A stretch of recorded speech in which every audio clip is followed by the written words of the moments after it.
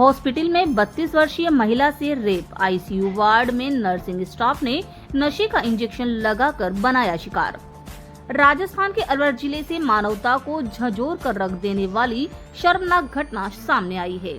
ESIC medical college and hospital के ICU में भर्ती 32 वर्षीय महिला मरीज के साथ मेल नर्स द्वारा बलात्कार का मामला सामने आया। 4 जून की रात को अस्पताल के नर्सिंग स्टाफ ने पीड़िता को नशे का इंजेक्शन लगाया और उसके बाद दुष्कर्म की घटना को अंजाम दिया।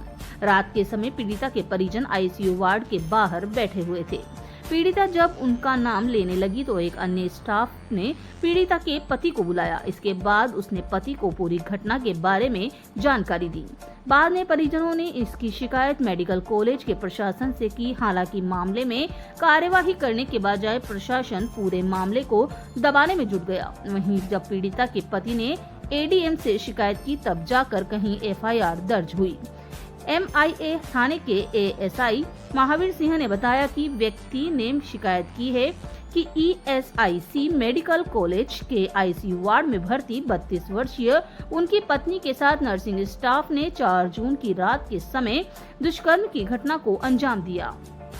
आरोपी ने पहले बेड के चारों तरफ लगे पर्दे को लगाया और इसके बाद महिला को नशे का इंजेक्शन दिया, फिर दुष्कर्म किया। डीन डॉक्टर असीम दास ने बताया कि यह घटना की जानकारी मिलते ही कॉलेज स्तर पर जांच कमेटी बनाई गई है और इंटरनल कंप्लेंट भी की गई है। मेडिकल कॉलेज के आईसीयू वार्ड में एक भर्ती मरीज के साथ कुछ दुष्कर्म जैसे मामला सामने आया है। दुष्कर्म की घटना हुई है, क्या मामला है, क्या पीड़ित की तरफ से शिकायत की गई है और पुलिस ने क्या कहा? हमारे पास सूचना आई थी कि एडीएम सिटी साहब की कि वहाँ कुछ इस तरह की घटना घटी है। तो इस इत्तला पर मैं और एसएचओ साहब जाब्ते के साथ ईएसआई हॉस्पिटल पहुंचे, जहाँ पर ईएसआई हॉस्पिटल के डीन साहब से मिले तो उन्होंने घटना के बारे में मना किया कि भाई मेरी संज्ञान में नहीं है ये घटना। उसके बाद आईसीयू में जो इंचार्ज हैं उनके पास गए तो उनसे बातचीत की और उस महिला के बयान लिए। तो महिला ने अपने बयानों में कहा कि मेरे साथ नाइट ड्यूटी में जो नर्सिंग स्टाफ है उसने कोई गलत हरकत की है, दुष्कर्म जैसी हरकत की है। इस पर परिवादी उपस्थित थाने पर आया, जिस पर अभियोग दर्ज कर अनुसंधान जारी। कब से भर्ती हुई यहाँ पर और क्या ये क्या हुआ? 2 दिन से भर्ती थी, उसका ऑपरेशन हुआ।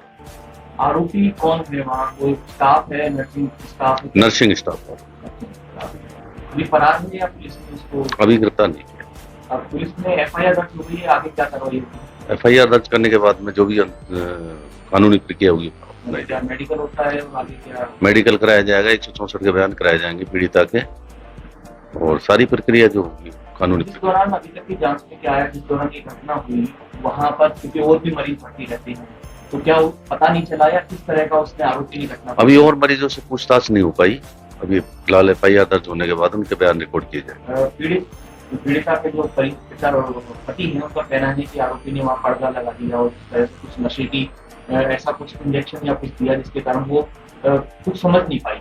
ऐसा भी कुछ आया है? हाँ, ऐसा है। बयान में पीड़िता ने जो अपने बयान दिए ना उसमें ऐसा है क्या कहा कि मुझे कुछ ऐसा नशे का इंजेक्शन दिया था जिससे मुझे होश तो था परंतु मैं पूरी तरह होश में।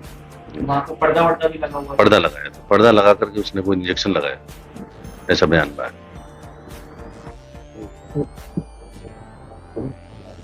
आपकी पत्नी के साथ अलवर के ईएसआईसी मेडिकल कॉलेज में दुष्कर्म का मामला सामने आया आईसीयू के अंदर, क्या घटना हुई थी और अब तक इस मामले में क्या कार्रवाई हुई है, आगे क्या प्रक्रिया चल रही है? जी देखिए जी, ये ईएसआई हॉस्पिटल है एमआईए में अलवर में स्थित है। उसमें मैंने अपनी वाइफ को एडमिट कराया था। कोई लेडीज प्रॉब्लम थी, उसका ऑपरेशन होना था उसका, ठीक है। तो 4 तारीख को उसका ऑपरेशन हो गया था।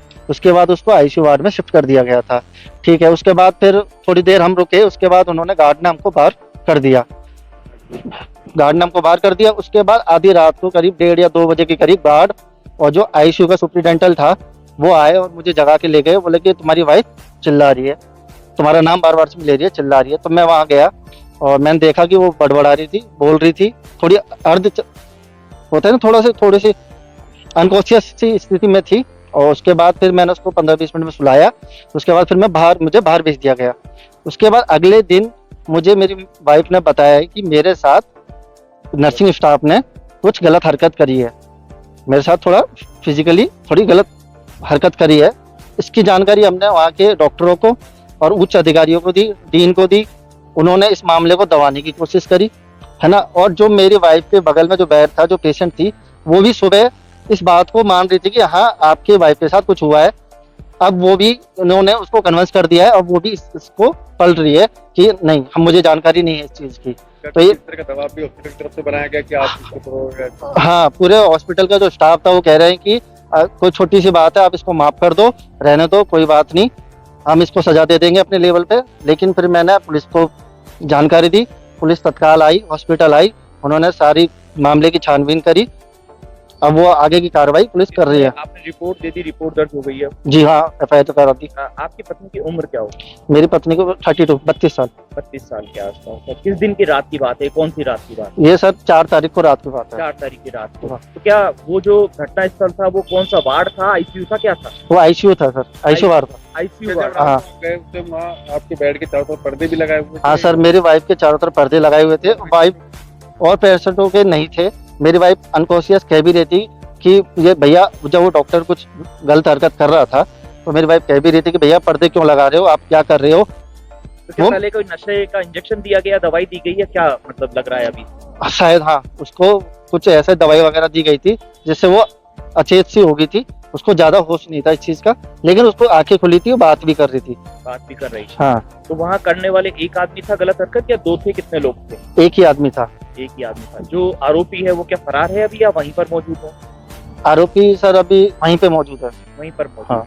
इस संबंध में जब आपने अगले दिन सुबह जब वहाँ अस्पताल प्रशासन को बताया तो उनका क्या कहना था, किस तरह का रिएक्शन?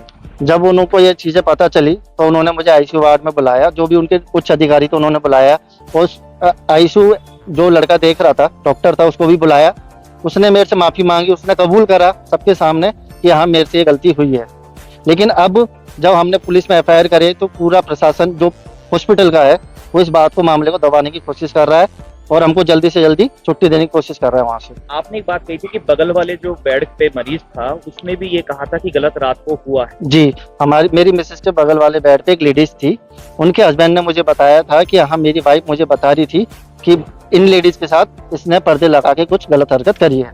क्या आरोपी ने पहले भी वहाँ मरीजों के साथ कुछ गलत हरकतें की हैं पहले, ऐसी कोई जानकारी वहाँ का और लोग कह रहे हैं? सर ऐसी तो कोई जानकारी नहीं है, लेकिन जो आदमी कर सकता है वो कुछ भी कर सकता है।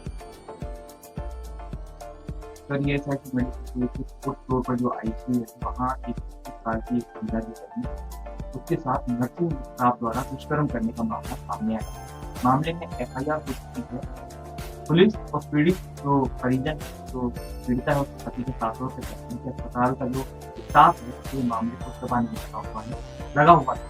क्या आपका कहना है प्रशासन तरफ से, अस्पताल प्रशासन की टीम क्योंकि आप क्या जांच चल रही है, क्या उसने एक्शन लिया है, क्या अभी तक? मेरे संज्ञान में ये मामला आज दोपहर को 2:30 बजे के बाद आया है। मैं सुबह 10:30 बजे से हमारे एक शेड्यूल मीटिंग थी ऑफिसरों के साथ जो कि 1:30 बजे तक चली है और उसके बाद उसके शेष कार्यवाही करने में लगा हुआ था। जब ये इंफॉर्मेशन आते ही मैंने हमारे ऑफिसर्स हैं उनको रोका है एवं उसकी जांच के लिए कमेटी बिठाई। कमेटी में के साथ साथ हमने जितनी भी सीसीटीवी फुटेजेस हैं उनको फ्रीज करने के लिए बोला है। कंप्लेंट हमारे पास पुलिस की तरफ से भी आ गई है कि भाई उनके वहाँ पर रिपोर्टिंग हो चुकी है।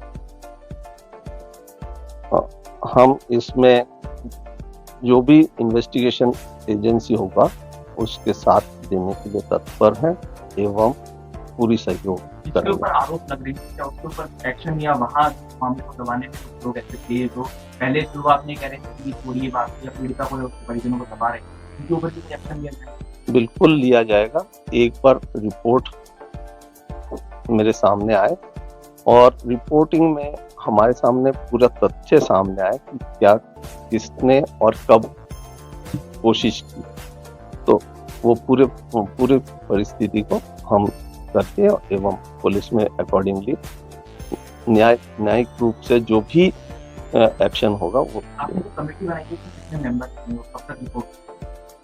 हमने जो कमेटी कल परसों छुट्टी है पर फिर भी हम जो है कोशिश करेंगे कि कल सुबह तक पूरी रिपोर्ट हम ऑफिशियली इसको सबमिट